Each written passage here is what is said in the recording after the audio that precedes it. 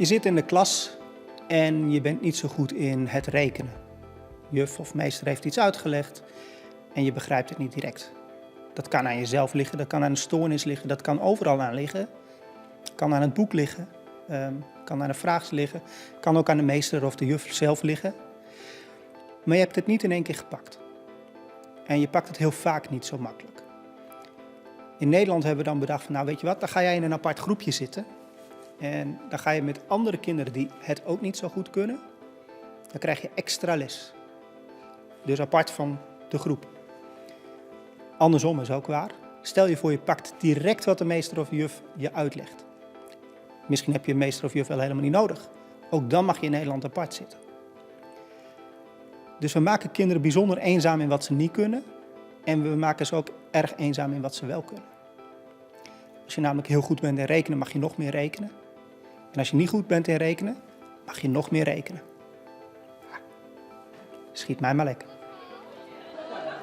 Hoe gaan wij in Nederland om met band die onder de norm presteren? Wat is de norm eens? En wat doet dit met band? Voor de documentaire serie Ik ben pro mocht ik een jaar lang meerennen in het Frieske praktiekonderwijs. En waarom past u dan zo goed op deze school? Nou, mijn ding met mijn hand. Ik kan net zo goed leren, maar ik heb wel voor goede dingen met mijn hand. Bijvoorbeeld dit, dan heb ik wat in mijn hand, dan kan ik leuke dingen doen. Ja. Koken, kan ik lekker eten. Ja. Dat is leuker. Ik denk dat praktiekonderwijs onderwijs is voor band die moeite hebben met leren. Dus die net zo van de boeken binnen, maar wel van het dwam. En met de handen onder de slag binnen. Daarin gearwerkje bij de meeskrommelen heen. En voor de band heel belangrijk is. Dus de ondersteuning die ze daarin krijgen. Ben ik ben, die hier wel binnenkomen met een achterstand. Hè? Dus waarbij het leren in het basisonderwijs moeilijk doen. Waarbij ze misschien daar ik wel helemaal klaar mee binnen voor de 100ste keer draaien. En die eigenlijk wel wat leren moet binnen. En daar ik ondersteuning en begeleiding van us daarin nodig hebben. Pro-leerlingen wrakselen vaak al op jonge leeftijd maar een heel min zelfbeeld. Het rekken mij om te zien van hoe ver ze soms komen matten om weer eigenwaarde en vertrouwen te krijgen. Het ziet er wel heel cool uit, hè, Jasra? Ja. Maar ook even vijfje.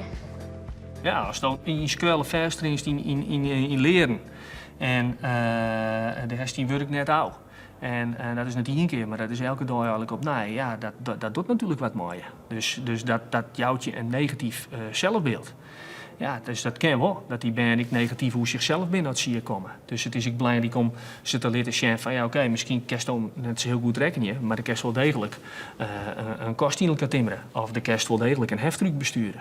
Nou ja, en dat op die manier leren en op die manier je talenten ontdekken, dat doet juist een positieve draai om je eigen waarde. Dat giet praktiekonderwijs koer. Hebben we het stappenplan? Lokkig kwam ik erachter dat het pro en haar docenten een soort met haar leerlingen berikken, terug de norm los te laten en de strijd om te gaan met het heeg en leeg tinken in uw prestatiemaatschappij. Maar wat is uw onderwijssysteem wurg als de kwetsbare band daarin voor haar een 12e jaar al boeten de boot vallen en daarna weer oplap worden matten? Neffens een soort producenten zou dat oors kennen. Zij pakken de romte om een eigenzinnige koers te varen en haar een u te spreken oer kennis dat op een eftergroen rekken is en een oorlucht op onderwijskind.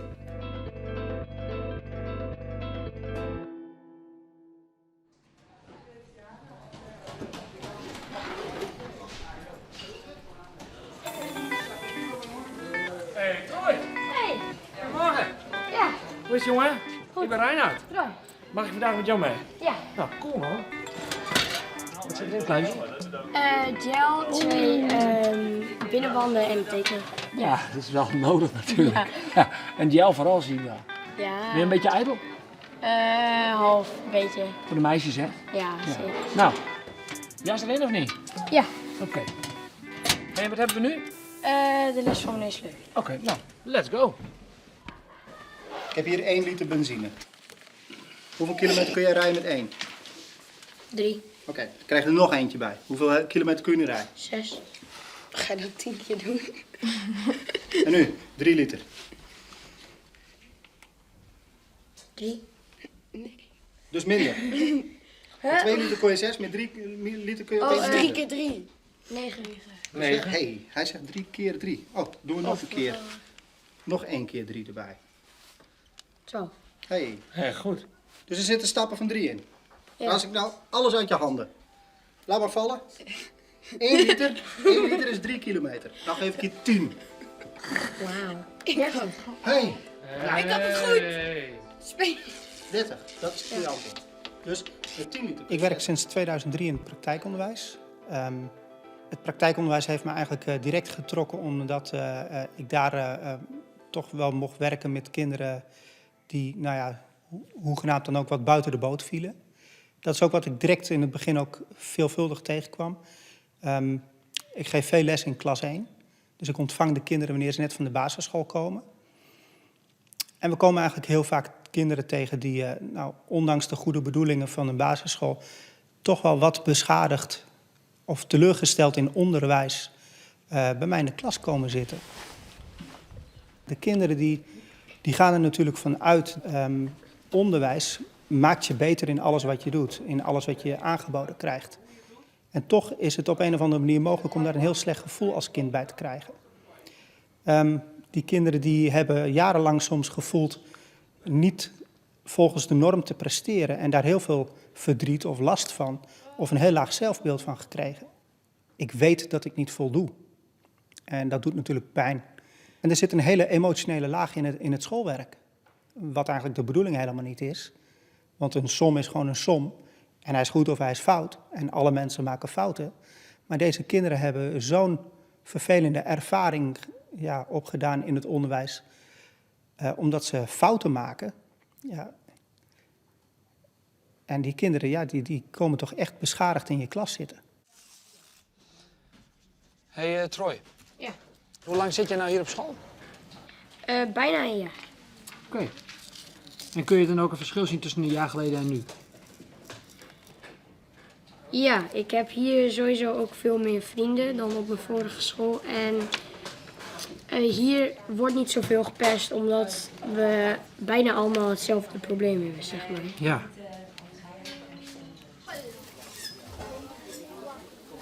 Ja, ik ben vroeger ook op pesten. Is dat vroeger best? Ja, op de legerschool. Oké. Waarom dan? Ja, omdat ik net goed kon leren. Toen ben ik naar de Zuidwesten gegaan. Ja. En hoe kwam dat dan?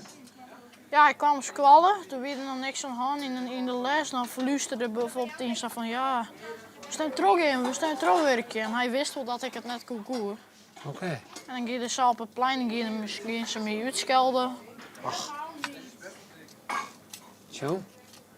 En hoe viel dat dan? Ja, heel vervelend. Ik kwam nooit echt thuis af van, het is weer een leuke dag. En viel de story nog niet minder dan de rest? Nee, ja, letter wel. Toen voel ik me zo van, ja, kijk, je zin erin. Ja, vooral in het begin, toen ik net beginnend docent was, toen kwam ik er wel achter dat een deel van mijn veiligheid ook al bestond uit het volgen van methodes en methodieken die al gebruikt werden op een school. Je rolt er als het ware gewoon in. En toch voel je intuïtief, er klopt iets niet. Het voldoet niet voor mijn gevoel van hoe ik met deze kinderen omga. Al is het dat je weet, Jantje die heeft echt lopen blokken ergens op. En met heel veel moeite heeft hij een paar dingen goed gedaan. Ja, en die zou je dan een onvoldoende moeten geven. Volgens de norm moet ik diegene een onvoldoende geven. Maar ik vond het zo belangrijk om deze kinderen toch terug te geven. Volgens de norm heb je een onvoldoende, maar je bent wel gegroeid. Want wat gebeurt er met een kind als je alleen maar gaat zeggen, je voldoet niet aan de norm? Ja, dat blijft bij de meeste van deze leerlingen misschien wel altijd zo. Maar als je daar eens wat dieper op durft in te zoomen, de norm, misschien ken je de grafiekjes wel, dan heb je wat kleurtjes, een bandbreedte en in het midden, als je daar zit, dan scoor je gemiddeld en rood is dan helemaal beneden. Dat is overduidelijk slecht. Maar mensen beseffen niet dat die kleurtjes, dat is geen kind. Dat is een gemiddelde van heel Nederland, van alle geteste kinderen. En ja, dan kun je in het midden zitten of je kunt erboven of je kunt eronder zitten. Maar veel belangrijker is, hoe loopt die grafiek? Stijgt die leerling in niveau of in het kunnen van iets? En ja, wie weet blijft het altijd in het rood zitten. Maar in Nederland hebben we echt een systeem dat we kinderen steeds maar benoemen. Je zit in dat rode gebied of je zit in het groene gebied. Die twee uitersten. Terwijl het veel belangrijker is om aan een kind terug te geven. Maar je bent echt aan het groeien.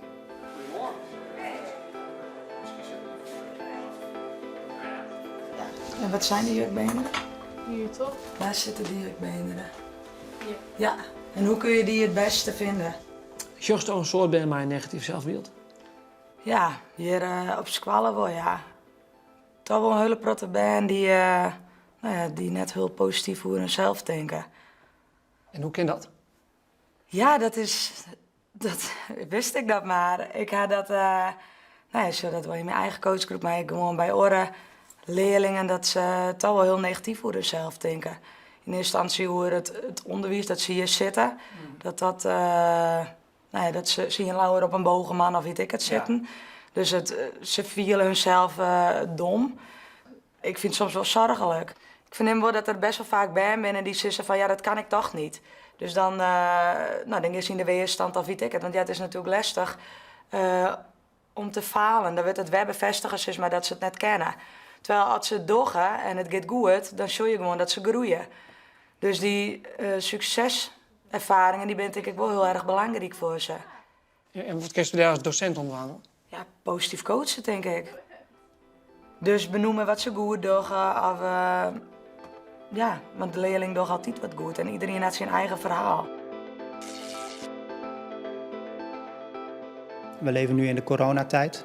En heel veel mensen die zich zorgen maken over de leerachterstanden van de kinderen die ze in de afgelopen weken hebben opgelopen.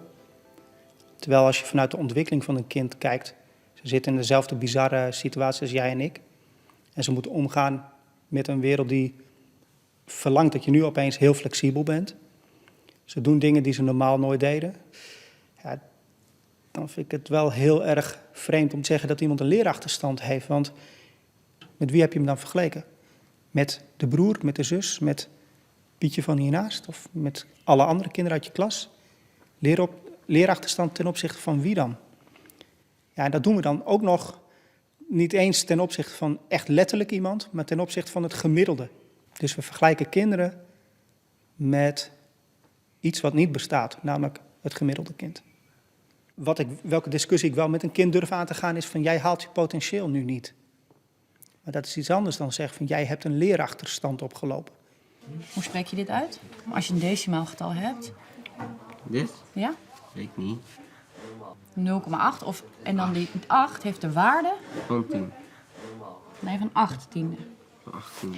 Daarom schrijf je nu dus op als net breuk. als 18e seconde. Heel goed, ja. Oh ja, maar zeg, leg het dan op die manier uit.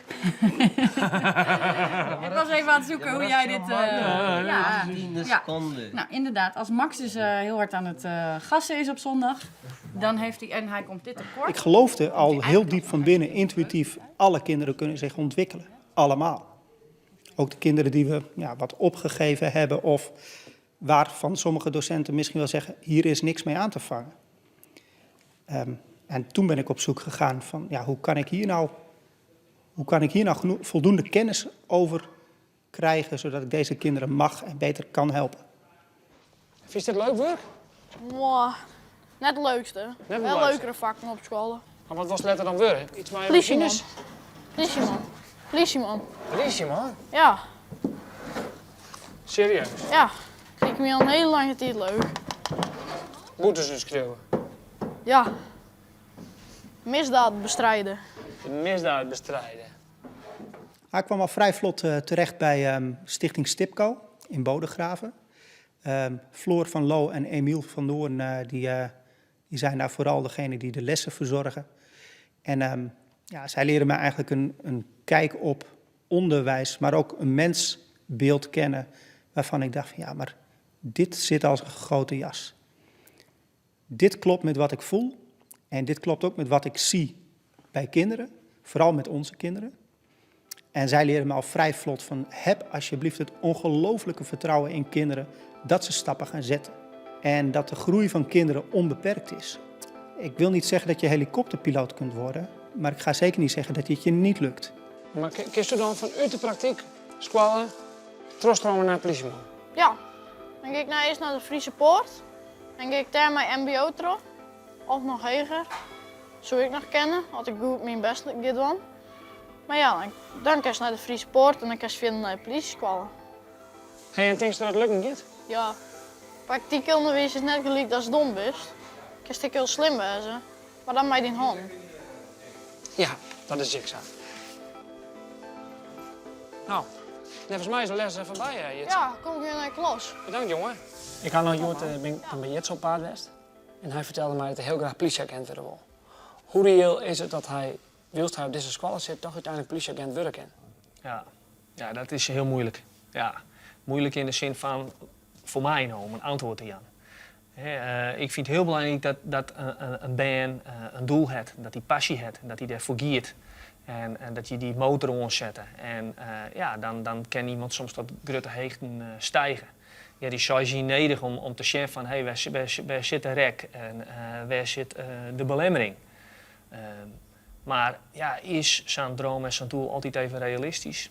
Ja, dat is heel moeilijk. Want wie ben ik om een droom of een doel van zo'n band te ontnemen? Omdat ik dus even zal zeggen van, ja, maar luister nou eens even, jongen. Ik ben 44 en ik weet wat goed voor die is.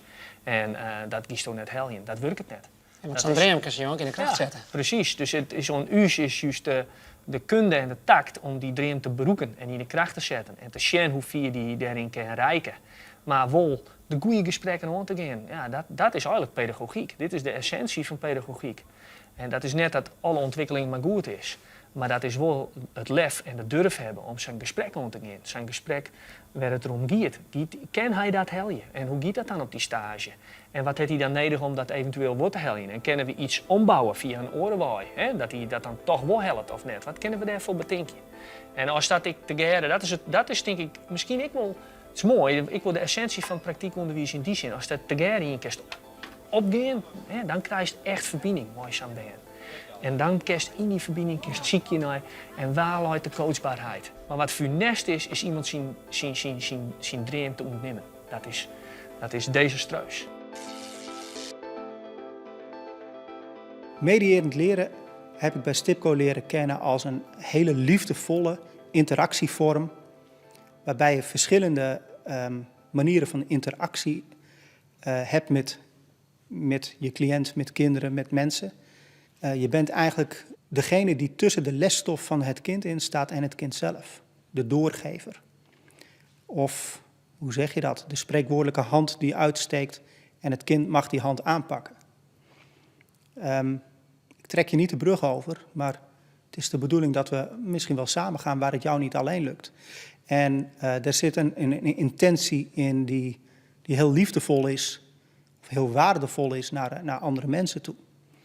De intentionaliteit is namelijk voor een kind altijd voelbaar.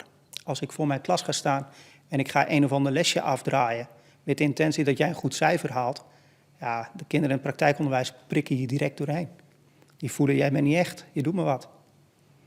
Dus je moet de intentie helder en juist hebben. Wat wil ik? Ik wil jou een stap verder brengen. Een klein stapje maar, vandaag. Misschien wel nu, misschien wel morgen, we weten het niet. Maar een klein stapje. En het mediërend leren, daar zit ook een hele hoge vorm van wederkerigheid in.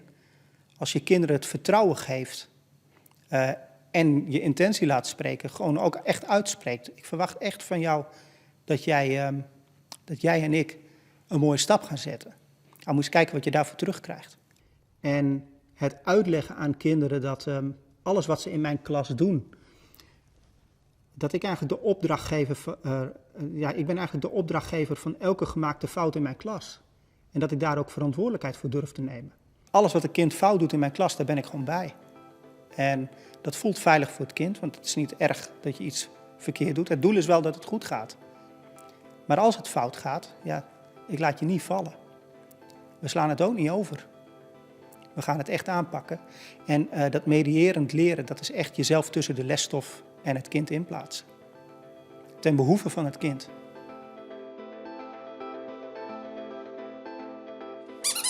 Okay. Bijna onbedwingbaar, hè? Iemand die moet er even aan Ja, zitten. ik moet er even in knijpen. Ja. Oké, ik zie allemaal kaarten. Goed. Wij gebruiken spelvormen hier op school om een aantal dingen te doen. Ja. Spelletjes kun je doen omdat ze leuk zijn, maar spelletjes kun je ook doen omdat ze een beroep doen op bepaalde cognitieve functies. Dat zijn denkgereedschappen. Wat we weten van onze leerlingen is dat ze met een aantal cognitieve functies flink in de knoei komen. Te impulsief zijn en niet nauwkeurig werken. En soms ook nog het etiketteren noemen, dat is woorden geven aan wat je ziet, wat je zegt en wat je bedoelt. Nou, je kunt spelmateriaal daar fantastisch voor inzetten. Nou, dat gaan we dan ook doen. We moeten een match van minimaal 2 kaarten maken. Oké. Die op een eigenschap hetzelfde zijn. Nou, deze kaart zegt, let op vormen. We letten op aantal. We letten op aantal. Nee. Oh. Hij heeft hem nu aangeraakt, beurtoverslag. Mooi. We letten op kleur. Groen. Dankjewel, goed zo. Ik leerde bij Stipco eigenlijk ook al vrij vlot dat er een hele mooie manier was om naar wat kinderen wel kunnen en niet kunnen te kijken. Emiel introduceerde mij in de cognitieve functies. Dat zijn eigenlijk de denkgereedschappen die je nodig hebt om eigenlijk alles wat je doet, elke opdracht die je maakt, aan te pakken. En Emiel vertelde dat toen heel mooi van emoties zijn je brandstof en de cognitieve functies de motor. Op een gegeven moment kom je er dus achter dat elke opdracht, alles wat ik de kinderen vraag, ja, dat daar onder de motorkap dus van alles moet gebeuren bij een kind. En wat nou als een van de onderdelen onder die motorkap niet goed functioneert? Ja, dat was echt een eye-opener. Toen kwam ik er eigenlijk wel achter van, ja, dus echt alles wat ik je vraag, elke som, elke opdracht, bestaat uit verschillende onderdelen van denkgereedschap gebruiken. Ja, dat is even een nieuwe wereld voor mij. De cognitieve functies, dat zijn dus die denkvaardigheden, die denkmiddelen. En er zijn er 22. Die zijn op verschillende manieren te rangschikken. En bij Stichting Stipco heb ik geleerd om te denken vanuit de omgekeerde piramide. Het is een soort bouwwerk. De onderste steen, die is het meest wankel. Als het daar al fout gaat, stoort alles in. Het waarnemen. Als je het niet kunt horen, als je het niet kunt zien, als je het niet kunt voelen, niet kunt ruiken, niet kunt proeven, ja, dan kun je er ook niet zo goed over nadenken. Zet ik nu mijn oren aan, of zet ik mijn ogen open, of ga ik voelen, ga ik proeven? Dus het bewust aanzetten van je waarnemen. En die 2 bouwblokken die er bovenop staan, ja, die komen we hier op school heel erg veelvuldig tegen, waar het dus misgaat. Dat is niet impulsief zijn en nauwkeurig zijn. Heb ik heel goed gekeken, heb ik mezelf tijd gegeven om stil te staan bij deze informatie die nu in mijn hoofd aan het omgaan is. Nou, alleen die 3 onderste bouwstenen, waarnemen, niet impulsief zijn en nauwkeurig zijn, ja, daar zit al de helft ruwweg van onze fouten die alle mensen maken. Of het nou een chirurg is, een tandarts, een leerling in het praktijkonderwijs of een havist. Ongeveer de helft van je fouten zit in de onderste bouwstenen. We leren in bouwstenen, zoals impulsief. Ja, en er zijn nog meer bouwstenen, alleen die weet ik niet. Nee. En daar oefenen we dan ook mee, want daar is het misgegaan bij ons, zeg maar. Oké. Dus dat wij dat niet zo goed kunnen. Oké. Dus dingen waar jij in je leven tegenaan loopt, Ja, daar leer je hier beter mee omgaan. ja. En lukt dat? Niet altijd, maar redelijk, ja wel. Troy is best een hele goede rekenaar. Maar de fouten die hij maakt, heeft hij niet gemaakt omdat hij iets niet snapt of iets niet kan. Die heeft hij gemaakt omdat hij impulsief was. Te weinig denktijd genomen en te snel begonnen aan zijn taak. Het is wel heel belangrijk om de kinderen ook uit te leggen dat de fouten die zij maken in hun rekenboek of in een taalboek, als er een patroon in ontstaat, vaak ook te maken hebben met een onderliggend probleem bij dat specifieke motoronderdeel. Dat specifieke onderdeeltje in je hoofd wat zich bezighoudt met de ruimtelijke oriëntatie. Als je daar nou niet zo stevig in zit, ja, dan vind ik het niet zo gek dat je niet zo goed bent in een analoge klok kijken. Of als je niet zo goed bent in je ruimtelijke oriëntatie, dan vind ik het niet zo gek dat je niet zo goed bent in spelling. Of in de keersommen onder elkaar. Dat is allemaal ruimtelijke oriëntatie. Eerst moeten we die en daarna moeten we die. En de cognitieve functies zijn zo belangrijk om een kind uit te leggen. Ja, maar deze opdracht in jouw boek bestaat uit een aantal onderdelen wat je zou moeten kunnen. We schuiven het boek aan de kant. We gaan die onderdelen die je eigenlijk nodig hebt, gaan we op een andere manier trainen. Zodat jij beter wordt in het gebruiken van die cognitieve functies. En daarna trekken we het boek er weer eens bij. En dan komt die bouwsteen van het vergelijken zo mooi om de hoek. Zie je dat wat we in het spel deden, dat dat eigenlijk hetzelfde is wat hier in het boek gebeurt. Zie je de tactiek die we in het spel gebruikten, dezelfde strategie is hoe je deze som oplost. En dat is het moment dat het kind ook naar zijn boek kijkt en denkt van ja, kijk, als dit het is, dan snap ik deze ook. Dus dan hoef ik de som niet meer opnieuw uit te leggen. Omdat ik onder de motorkap heb mogen sleutelen met het kind aan de cognitieve vaardigheden, kwam ik erachter, ja, maar als we die cognitieve vaardigheden verbeteren, kun je ze overal toepassen. Of het nou bij rekenen of bij taal of bij gym, dat maakt niet meer zoveel uit.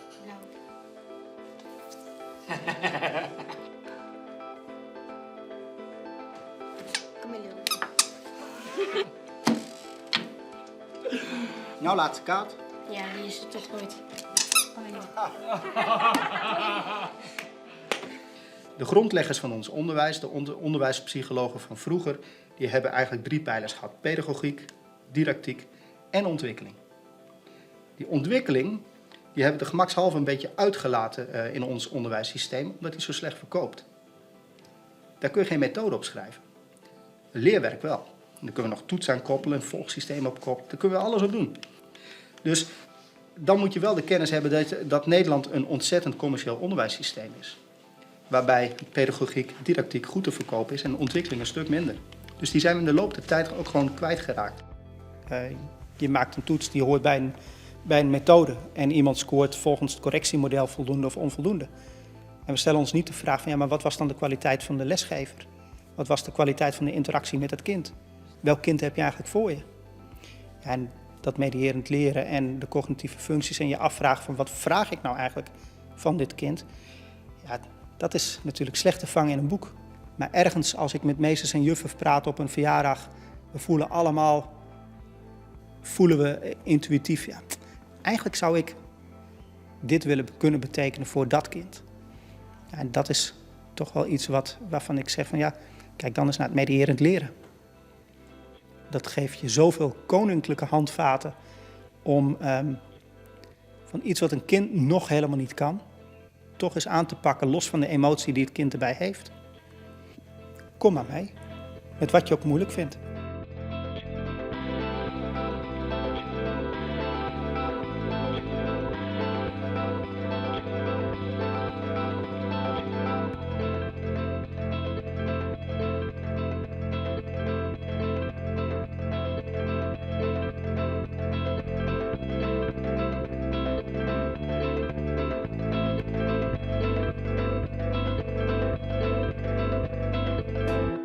Nieuwsgierig worden naar Ik Ben Pro? De volslijne serie is te zien op www.omroepfriesland.nl.